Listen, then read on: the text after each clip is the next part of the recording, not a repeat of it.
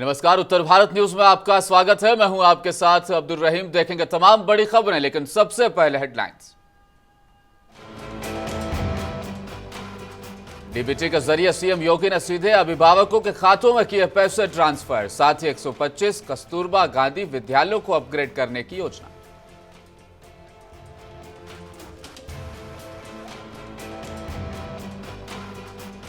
सीमा हैदर सचिन मीणा की love story का होगा दी एंड। वापस भेजी जाएगी पाकिस्तान। जांच में सामने आ रही भ्रामक जानकारी।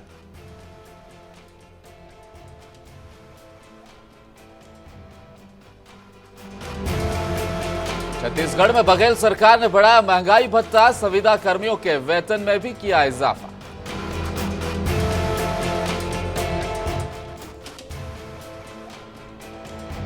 उत्तराखंड के चमोली में बड़ा हादसा। करंट लगने से 15 लोगों की मौत, कई घायल। सीएम धामी ने दिए मजिस्ट्रेट जांच के आदेश।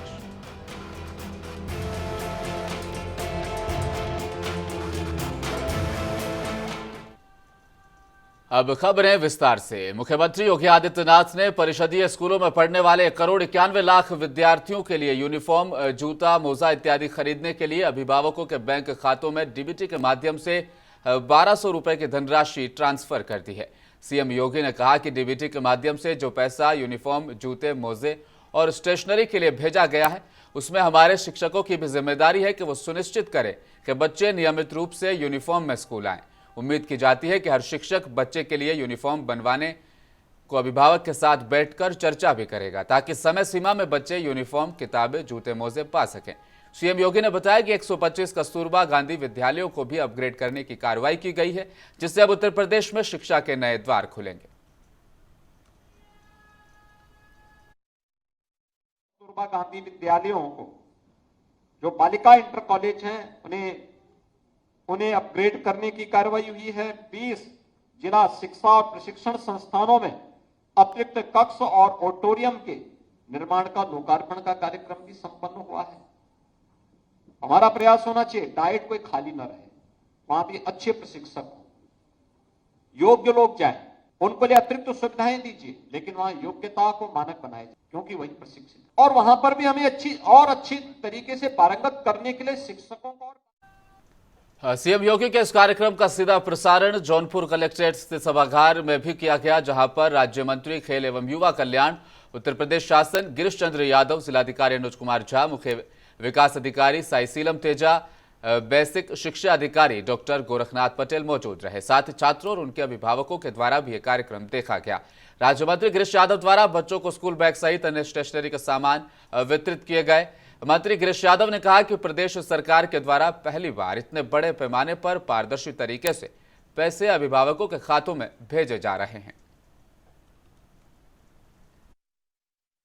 आज बेसिक शिक्षा विभाग द्वारा आयोजित उत्तर प्रदेश के प्राथमिक स्कूलों में, परिषदीय विद्यालयों में जो लड़के पढ़ते हैं, उनको यूनिफॉर्म ड्रेस के लिए, उनको जूते मोजे खरीदने के लिए, ड्रेस के लिए डीबीटी के माध्यम से पूरे प्रदेश में 1,91,00,000 छात्रों के खाते में पैसा हस्तांतरित किया गया है।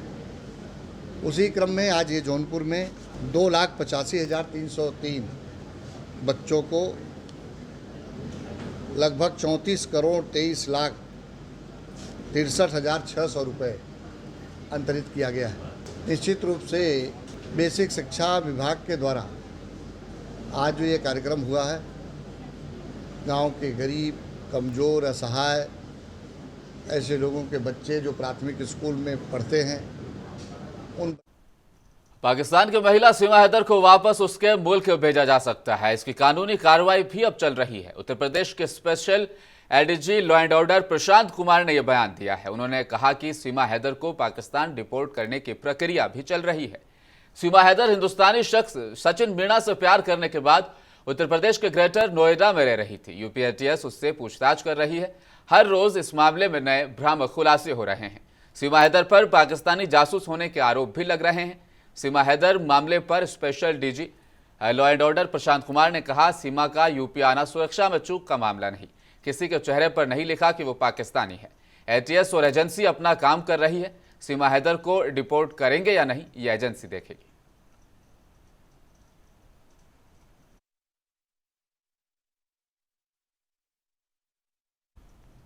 आरएसएस प्रमुख संघ चालक मोहन भागवत गाजीपुर पहुंचे। लगातार दूसरे साल जखनिया स्थित सिद्धपीठ हथियाराम मठ पर हो रहे चतुर्मास अनुष्ठान में उन्होंने हिस्सा लिया। आध्यात्मिक ऊर्जा प्राप्त करने के लिए मोहन भागवत यहां 24 घंटे तक प्रवास करे। पहले दिन उन्होंने देवी बुढ़िया माई सिद्धिदात्री माता का पूजा अर्चना की। उसके बाद ज्योतिर्लिंग का दर्शन किया और मोहन भागवत मंगल भवन के पास नवग्रह वाटिका की स्थापना करने के लिए भी पहुंचे। इसके बाद वो मिर्जापुर के लिए रवाना होंगे। मोहन भागवत जी मंडप में आएंगे और जगत जननी भगवती दुर्गा का और ब्रह्मांड नायक भगवते शाम्ब शिव भगवान शिव का पूजन अर्चन वंदन रुद्राभिषेक करेंगे। यह महाराज जी का बहुत पुराना प्रचलित चातुर्मास है। इस सिद्धपीठ हथियारा मठ में प्रत्येक वर्ष चातुर्मास मनाया जाता है और महाराज जी चातुर्मास में व्रत रह करके यहीं पे रहते हैं, इसी सिद्धपीठ में। यहाँ से उसके बाद से 4 माह तक चातुर्मास में वह कहीं आते जाते नहीं। यह प्रत्येक वर्ष। और छत्तीसगढ़ के सीएम भूपेश बघेल ने विधानसभा में राज्य के करीब 5 लाख शासकीय सेवकों को 4% अतिरिक्त महंगाई भत्ता देने का ऐलान किया है।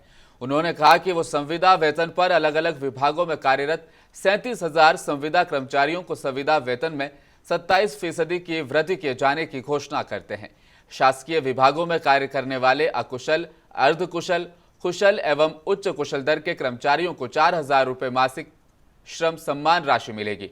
स्कूल शिक्षा विभाग में कार्यरत अतिथि शिक्षकों को प्रतिमाह 2,000 रुपये अतिरिक्त मानदेय दिया जाएगा। साथ ही पटवारियों को प्रतिमाह 500 रुपये संसाधन भत्ता दिए जाने का भी ऐलान किया गया। शासकीय कर्मचारियों को बी श्रेणी के शहरों के लिए 9% और सी तथा दूसरी श्रेणी के शहरों के लिए 6% की दर से रूम रेंट भत्ता दिए जाने का भी ऐलान किया गया। पंचायत सचिवों को विशेष भत्ता मिलेगा। इसके तहत 15 साल से कम सेवाकाल के लिए 2500 रुपये का इजाफा, तो वहीं 15 साल से अधिक सेवाकाल वालों के लिए 3,000 रुपये का इजाफा हुआ है। इसके अतिरिक्त पंचायत सचिवों को अर्जित अवकाश, मातृत्व और पितृत्व अवकाश, 10 लाख तक की उपादान राशि और 5 लाख तक का चिकित्सा व्यय प्रतिपूर्ति का भी लाभ दिया जाएगा।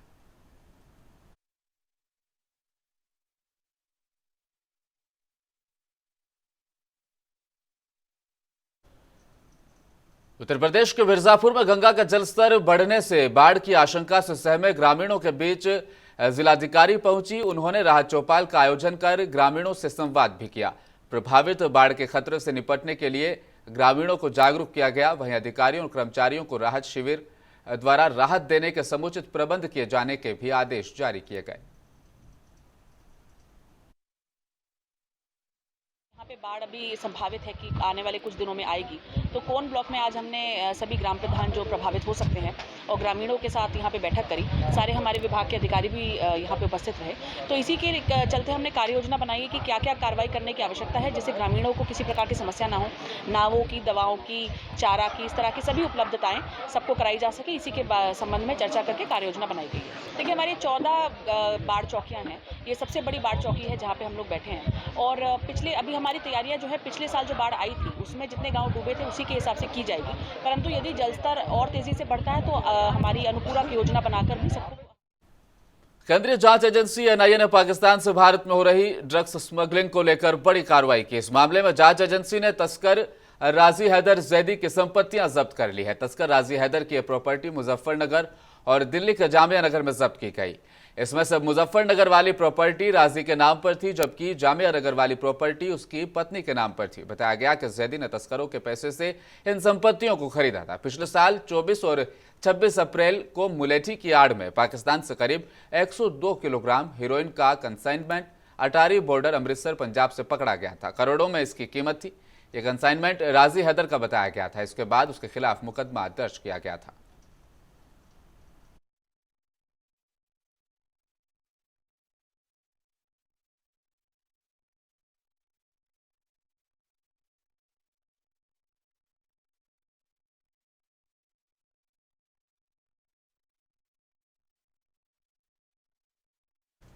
जनपद के कलेक्ट्रेट सभागार में आज पीस कमेटी की बैठक संपन्न हुई। ये बैठक आगामी मुहर्रम के त्योहार को लेकर आयोजित की गई। पीस कमेटी की बैठक में शहर के सभी गणमान्य व्यक्ति मौजूद रहे।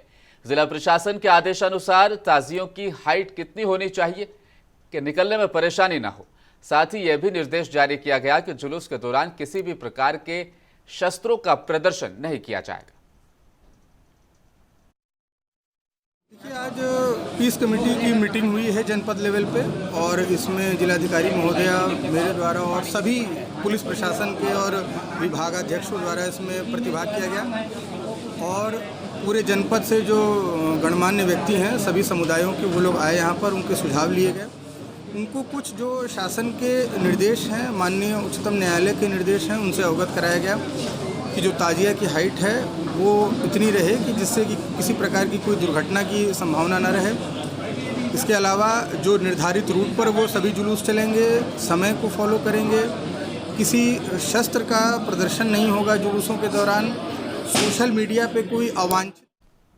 चंदौसी में प्रशासन द्वारा चलाए जा रहे यातायात सुरक्षा सप्ताह के अंतर्गत अखिल भारतीय उद्योग व्यापार मंडल ने सीओ तिराहे पर लोगों को यातायात नियमों के प्रति जागरूक किया। अखिल भारतीय उद्योग व्यापार मंडल के तत्वाधान में सीओ तिराहे पर व्यापार मंडल के अधिकारी और कार्यकर्ता पहुंचे और बगैर हेलमेट, बगैर सीट बेल्ट लगाए लोगों को फूल मालाएं पहनाकर, फूल देकर उन्हें जागरूक किया। व्यापार मंडल के जिलाध्यक्ष प्रेम ग्रोवर ने कहा कि लोग मोड़ पर दोनों साइड देखकर अगर गाड़ियों को चलाए तो दुर्घटना से बच सकते हैं। मंडल का तो पहले से भी सहयोग रहा है ट्रैफिक के लिए, यातायात नियमों के लिए आप लोग जागरूक करते हैं, हम भी लगे रहते हैं और जब तक समाज जागरूक नहीं होगा तब तक दुर्घटनाएं होती रहेंगी। जागरूक जितना ज़्यादा होते रहेंगे इतनी दुर्घटना कम होती रहेंगी। बस यही कहना चाहता हूं कि हमारे देश के अंदर ये दुर्भाग्य है कि सबसे ज़्यादा एक्सीडेंटल अप्रोच होती है और जब तक, मैं तो कहता हूं कि पूरा हफ्ता नहीं बल्कि कम से कम साल में 6 महीने जनता को जागरूक करने के लिए, हमको सड़क पर चलने के लिए, यातायात सुविधाओं के लिए जागरूक करना बहुत अति आवश्यक है। कोई भी गांव हो या शहर हो, जो भी गांव की पगडंडी गलियां मेन रोड पर, हाईवे पर आती है, कोई सिस्टम नहीं होता, वो निकल के आता है और गाड़ी एक्सीडेंट हो जाता है। हमारी इस अभियान का एक ही उद्देश्य है कि हम लोगों में जागरूकता करें। ये आज हमने अखिल भारतीय उद्योग व्यापार मंडल की ओर से यातायात जागरूकता अभियान चलाया और उसके लिए लोगों को हेलमेट पहनने के लिए, सीट बेल्ट लगाने के लिए जागरूक किया, फूल देकर जागरूक किया। चिल्काना उपखंड में तैनात अपर अभियंता प्रमोद कुमार यमुना नदी के समीप कार्य करते हुए यमुना में बह गए। जानकारी के अनुसार अभियंता प्रमोद कुमार चिल्काना क्षेत्र में यमुना पार कार्य करते हुए पैर फिसलने के कारण यमुना नदी में जा गिरे थे। फिलहाल चिल्काना पुलिस और रेस्क्यू टीम अभियंता प्रमोद कुमार की तलाश में जुटी है। डीएम डॉक्टर दिनेश चंद्र ने जानकारी देते हुए बताया कि अभी तक जयी प्रमोद कुमार की तलाश की जा रही है।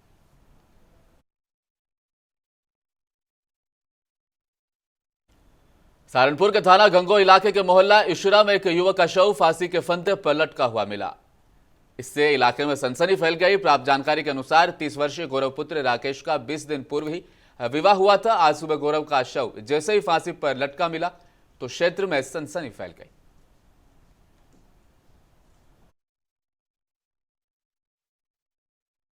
मामला ये हुआ, जब से शादी हुई थी मेरे भाई की टॉर्चर किया जा रहा था। मेरे भाई को हर आधे घंटे बाद फ़ोन करके जब से रिश्ता हुआ था फ़ोन करके टॉर्चर करती थी लड़की। और उसके बाद जब हमने भाई की रजामंदी में शादी का फैसला ले लिया और जब हम जिस दिन बारात लेके गए उन्होंने हमारी बारात के साथ प्रताड़ित किया, हमारी बारात को अपमानित करके वहाँ से बारात भेज दी और उसके बाद ज़बरदस्ती हमारे पर प्रेशर बना के फेरे करवाए गए मेरे भाई के, बैठा के कि फेरे कर लो वरना हम आरोप लगाएंगे दहेज का। जो मेरे साथ और मेरा मोलस रहा रविंदर और जो मेरे जेठ जी है उन्होंने बहुत ज्यादा मतलब परेशान करा हमें दोनों को। ना तो मेरा सामान लेके गए, बरात भी वापस लेके चले गए थे, मेरा पति यही रहा। और उसके बाद जब मेरे भाई ने गाड़ी दी तो वो कह रहे हो गाड़ी लानी चाहिए हमें, बिल्कुल भी। मेरे जेठ जी ने यही छोड़ दिया और फिर मेरे पति को कहा कि तेरा सामान नहीं गिरने देने का। सहारनपुर में नकुड़ नगर के सबसे पुराने सर्राफ से 2 दिन दहाड़े लूट की वारदात उनके साथ हुई। सोने से भरा बैग लेकर लूट करने वाले बदमाश फरार हो गए। जानकारी के मुताबिक लगभग 10 लाख रुपए का सोना लूटा गया है। नरेंद्र सर्राफ के यहां पर यह लूट की वारदात को अंजाम दिया गया। आपको बताते चलें 2 साल पहले भी इसी सर्राफ से बाइक सवार इसी तरह से लूट की वारदात को अंजाम दे चुके हैं। ये थाना नकुट के बाजार के अंतर्गत एक नरेंद्र जी का सर्राफा का दुकान है। कुछ लोग आए और इनके यहाँ अंगूठी देखने के लिए बात करने लगे कि अंगूठी दिखाइए और मेरी माँ आ रही है, और इन्होंने वो अपना बॉक्स इनके सामने रख दिया। वो कुछ देर देखते रहे, कुछ अंगूठियों को देखते रहे, उसके बाद वो पूरा डब्बा उठा के यहाँ से फरार हो गए और कुछ लड़के चिन्हित किए जा रहे हैं। डब्बा छीन कर भाग गया, उड़न हो गया। लोगों ने बोला कि भाई डब्बा छीन कर पकड़ो, मेरे पे चलने में दिक्कत है। तो ये 2 गुंठी तो लड़कों ने दी। हाँ, नीचे से वो खुला हुआ डब्बा है, जो ढक्कन है उसका। दिखाओ तो जी, हमको दिखाओ। तो ये सोने का सामान था डब्बे में? सोने का है सारा, और तो क्या दिया खोले। उत्तराखंड के चमोली जिले में अलकनंदा नदी के किनारे ट्रांसफार्मर फटने से 15 लोगों की मौत हो गई और 7 लोग घायल भी हुए हैं। मारे गए लोगों में से 4 पुलिसकर्मी भी शामिल हैं। चमोली के एसपी परमेंद्र डोभाल ने इसकी जानकारी देते हुए बताया कि अस्पताल में घायलों को भर्ती कराया गया। वहीं मुख्यमंत्री पुष्कर सिंह धामी ने हादसे के मजिस्ट्रेट जांच के आदेश दे दिए हैं। उत्तराखंड में अनेक स्थानों पर इन दिनों लगातार बारिश हो रही है।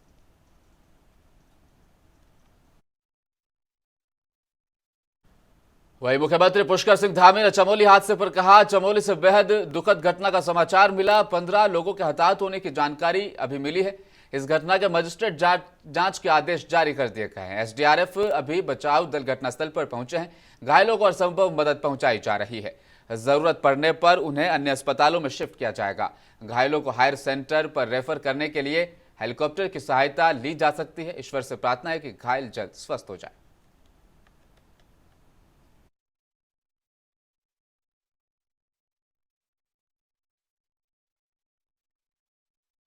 चमोली जनपद में बहुत दुखद घटना घटित हुई है, उसके समाचार मिल रहे हैं, जिसमें अभी 15 लोगों के लगभग घायल और हताहत होने की सूचना मिली है। इस घटना के मजिस्ट्रियल जांच के आदेश कर दिए गए हैं। सभी बचाव दल, जिला प्रशासन, एसडीआरएफ और अन्य बचाव दल वहां पर पहुंच गए हैं, जो बचाव के कार्य में लगे हुए हैं। इस घटना के मजिस्ट्रियल जांच के आदेश कर दिए हैं। साथ ही जो लोग घायल हुए हैं उनको हायर सेंटर रेफर करने के लिए हेलीकॉप्टर इत्यादि की सेवाएं भी ली जा रही हैं। उससे उनको तत्काल दूसरे सेंटरों पर भेजा जा रहा है। इस घटना में जो भी हताहत हुए हैं उन सभी को हम भगवान से प्रार्थना करते हैं अपने श्री चरणों में स्थान दे, उनके पारिवारिक। और आखिर में एक बार फिर नजर डालेंगे हेडलाइंस पर। डीबीटी के जरिए सीएम योगी ने सीधे अभिभावकों के खातों में किए पैसे ट्रांसफर। साथ ही 125 कस्तूरबा गांधी विद्यालयों को अपग्रेड करने की कार्रवाई।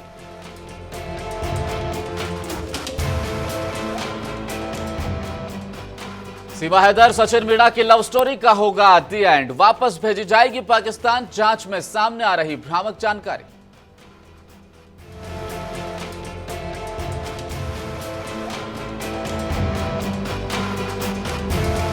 छत्तीसगढ़ में बघेल सरकार ने बढ़ाया महंगाई भत्ता, संविदा कर्मियों के वेतन में भी किया इजाफा।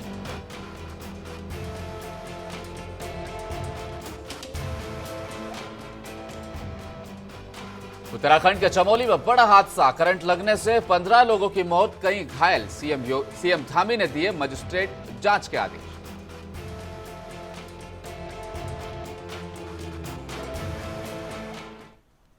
उत्तर भारत न्यूज में फिलहाल इतना ही। आप देखते रहिए मुंसिफ टीवी न्यूज। नमस्कार।